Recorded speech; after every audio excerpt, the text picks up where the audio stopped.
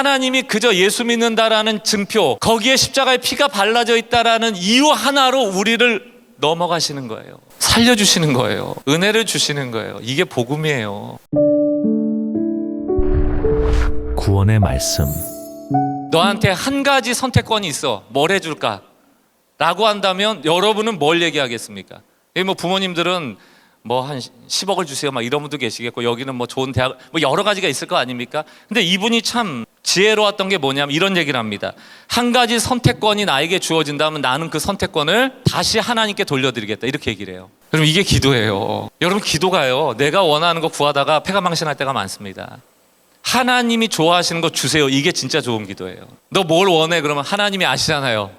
하나님이 저한테 좋은 거 아시니까 그거 주세요. 이게 진짜 기도예요. 그러면 이제 기도할 게 별로 없어진다라고 오해하시는 분도 계시지만, 왜 없습니까? 하나님 사랑한다고 고백하고 찬양하고 말씀을 읽고 다 기도해요. 원하는 것만 구하는 것을 성경에선 간구라는 영역으로 따로 놓고 있습니다. 기도는 간구가 아니에요. 기도는 하나님과의 교제고 대화고 사랑한다는 고백이고 그에 대한 신뢰고 얼마든지 할 수 있거든요. 근데 우린 간구처럼 여기니까 막 몇 시간 동안 오래 기도하면 응답받는 것처럼 여기니까 막 쥐어짜가지고 내 생각에 좋은 것들을 막 늘어놓잖아요. 여러분, 하나님께 맡기세요. 하나님 좋은 거 주세요. 왜? 누가 이 기도할 수 있습니까? 나에게 하나님이 예비하신 은혜가 있다는 것을 믿는 사람은 믿고 이 기도를 할 수가 있어요. 왜? 하나님은 나에게 가장 좋은 것 주시는 분이니까. 하나님 사랑이시다. 첫 번째, 꼭 믿으셔야 돼요. 외우셔야 돼요. 두 번째, 여러분을 향하여 은혜가 준비되어 있다. 믿음으로 그걸 오늘 꼭 취하여 가셔라. 의심하지 마세요. 세 번째 말씀드릴게요. 세 번째는 이제 복음이 먼저인데, 이 복음이 이게 너무너무 중요합니다. 사랑이 먼저고 은혜가 먼저고 복음이 먼저인데, 특히 청소년의 때에 이 복음이 여러분들에게 좀 선명하게 들어가 있었으면 너무 좋겠다라는 생각이 있어서 세 가지 얘기, 복음에 대한 세 가지 얘기만 여러분께 드리고 오늘 말씀을 정리를 할게요. 자, 첫 번째 뭐라고요? 하나님이 여러분 사랑하신다. 여러분에게 뭐가 예비되어 있다? 은혜가 예비되어 있어요. 믿음으로 찾으시기 바라고. 마지막 세 번째에 대한 얘기는 복음이 중요해요. 복음을 알아야만 여러분들이 성경을 보든 기도를 하든 신앙생활을 할 때 헷갈리지가 않습니다. 자, 복음은 뭐냐면 초대교회의 배경이 되는 로마 시대에도 복음이라는 유앙겔리온이라는 말은 그대로 있었습니다. 기독교의 용어가 아니고 그냥 로마 시대에 쌓였던 그냥 사회적 용어예요. 그 당시에 유앙겔리온이라는 복음은 어디에 쓰였냐면 황제가 태어날 때 쓰였어요. 황제가 복음이에요. 왜 그럴까? 그거 다 일반 서민들이 바라는 게 다 뭐예요? 잘 살길 바라잖아요. 부자 되길 바라고 전쟁 없이 평안하길 바라잖아요. 그러니까 황제를 뚝 보니까 막 금관 썼지, 막 왕궁에 살지, 돈이 많지, 군사력도 있지, 권력도 있지. 그러니까 야, 저 황제가 우리한테 돈을 주겠구나. 저 황제가 우리를 잘 살게 해주겠구나. 저 황제가 전쟁에서 승리하여 우리를 지켜주겠구나. 이런 마음이 있으니까 황제가 복음인 거예요. 왜? 복음이 뜻이 뭐예요? 기쁜 소식이잖아요. 그러니까 황제가 우리를 기쁘게 해줄 거예요. 그게 유앙겔리온이거든요. 근데 예수님이 오셔서 첫 마디가 뭐예요? 내가 복음이다, 이렇게 얘기를 한 거예요. 예수가 복음이라는 얘기예요. 우리를 잘되게 할 분은 황제가 아니고 여러분들이 의존하는 그 무엇이 아니고 그 어떤 것이 아니고 예수가 복음이다라. 그게 복음이에요. 그러니까 복음은 곧 뭐다? 예수다. 여러분의 인생의 주인이 예수다라고 인정하는 게 복음이에요. 그때 기쁜 소식이 되고 기쁜 일들이 생기는 겁니다. 내가 스스로 주인 되는 삶은 다 터진 웅덩이에요. 아무리 생수를 채우려고 해도 다 빠져나가요. 그러나 예수가 생수의 공급이 되신다. 내가 길이요 진리요 생명이다. 그게 복음이에요. 그래서 결국 복음의 얘기는 뭐냐면 똑같은 얘기야. 너희의 어떠한가 상관없어. 너에게 주인이 있다는 걸 믿고 그 주인과 더불어 살아가면 돼. 그게 복음이에요. 자, 그러면 세 가지 얘기 드릴 텐데, 첫 번째, 여러분들 이 복음을 듣고 안심하게 되어지고 마음이 평안하게 되면 이제 복음이 들어가는 겁니다. 첫 번째는 구약 성경에 나와 있는 유월절 얘기를 먼저 드릴 겁니다. 유월절 얘기 아세요? 출애굽할 때 10번째 재앙이 뭡니까? 애굽의 장자, 첫째 아들이 죽는 거잖아요. 아들만 죽는 게 아니고 어쨌든 모든 짐승까지 해서 첫 번째 태어난 건 다 죽는 거예요. 그게 마지막 10번째 벌인데, 이스라엘 백성은 첫째 아들이 죽어요, 안 죽어요? 안 죽는단 말이에요. 그 이유가 뭡니까? 유월절이라는 제사를 드린 다음에 그때 잡은 소의 피를 집의 문에다 이렇게 발랐단 말이에요. 그러면 죽음의 사자가 그 밤에 왔다가 그 피를 보고 이 집은 건너 뛰어야 되겠구나. 그래서 패스 오버, 뛰어갔다 해서 유월절이거든요. 유월, 담장을 뛰어넘어간다는 얘기예요. 당일이 됐습니다. 애굽의 장자들은 다 죽어요. 이스라엘의 장자는 안 죽을 거 아니에요. 근데 여러분, 그 전날을 한번 상상해 보자고요. 피를 바르라고 모세가 얘기를 했단 말이에요.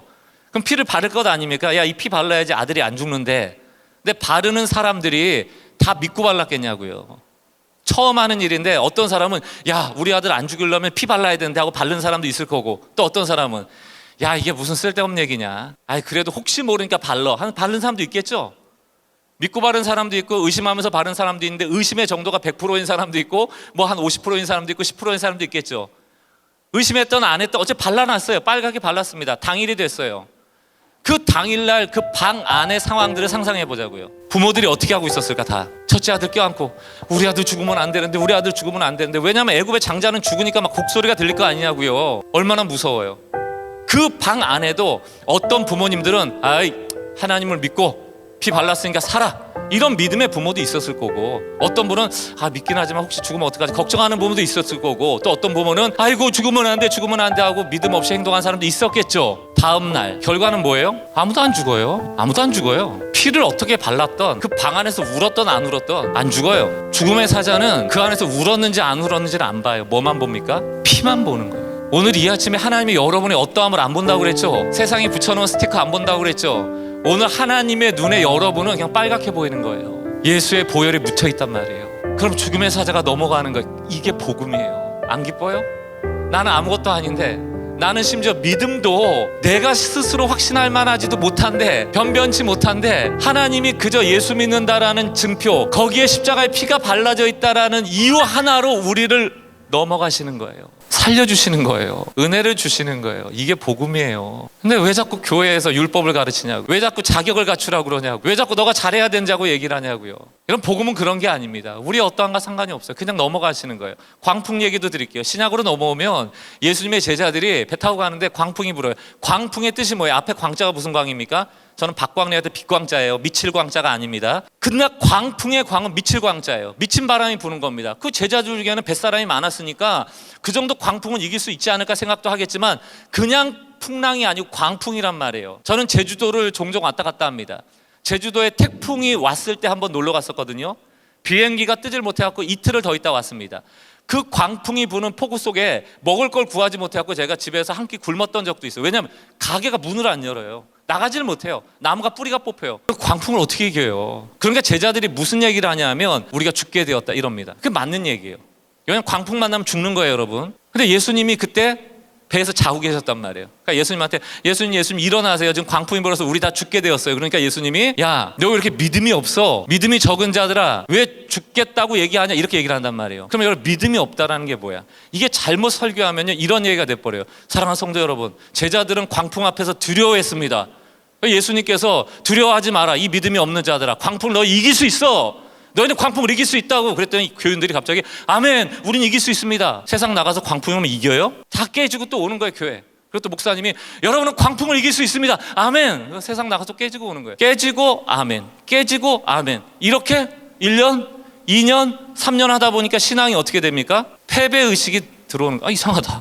목사님은 아멘 하라고 해서 아멘 했는데 세상에 나오면 광풍이 오면 맨날 두드려 맞고. 정확히 말씀드릴게요. 우린 광풍 못 이긴다. 광풍만 나면 여러분 다 죽는다. 제주도 앞바다 가서 풍랑 일고 막 파도 치는데 오늘 주의 말씀을 붙잡고 나는 풍랑을 이길 수 있습니다. 그럼 죽는 거예요. 그냥 죽는 겁니다. 믿음이 적다라고 예수님이 말씀하신 이유는 우리가 광풍을 못 이겨서가 아니에요. 예수님이 여기 계시는데 왜 죽냐는 얘기예요. 광풍을 제자가 잠재워요, 예수님이 잠재워요? 예수님이 잠재우죠. 복음이라는 건 뭐냐면 너희는 승리할 거야. 너희 승리할 거야. 그런데 너희가 승리자가 아니고 승리케 하시는 예수님 옆에서 너희도 승리자가 될 거야 라는 메시지입니다.